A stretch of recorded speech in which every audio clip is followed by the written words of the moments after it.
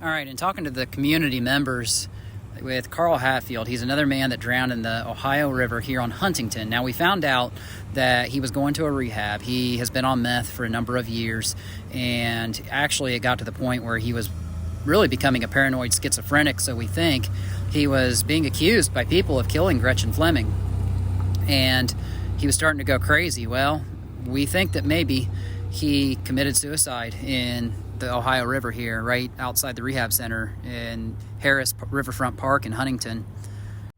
So here's your Gretchen Fleming tie-in. Some people were accusing him of being the guy who actually murdered her, but we will say, and this could be the reason that this happened, was that he actually kidnapped Lindsay Carmichael years ago, and it really mentally screwed her up. So anything's possible. We know that he was packing heat. We know he's an ex-con. We know that he's been on meth for a number of years, but there's a lot going on here. So we think that he may have, like I said, committed suicide down on the river in Huntington there when he was going to the rehab as his treatment for his meth addiction.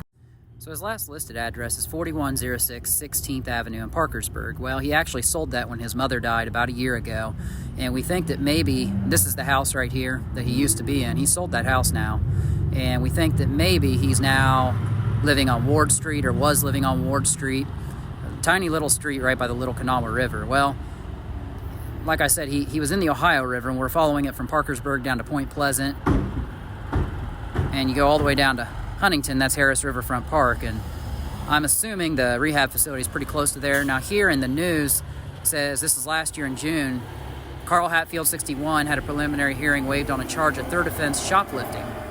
So here's his Facebook profile, and you see quite a few disturbing pictures. So right here is one with a ghoul on top of a woolly mammoth, a dragon slaying a woman. You've got all kinds of things going on here. There's a deer skull, a wolf spider, a demon, and a human kind of confused, conjoined into one. Here's a black shoe, kind of like I found in Camden Avenue on a search. Now here's Preston Pierce. We don't know exactly where he's staying. We do know for sure he is behind the bowling alley somewhere. Used to be Rendor Lanes. It's now Pike Street Lanes. And he was cited at Hardee's yesterday after being cited a couple weeks ago at Five Below and Captain D's. Here are some of his previous addresses.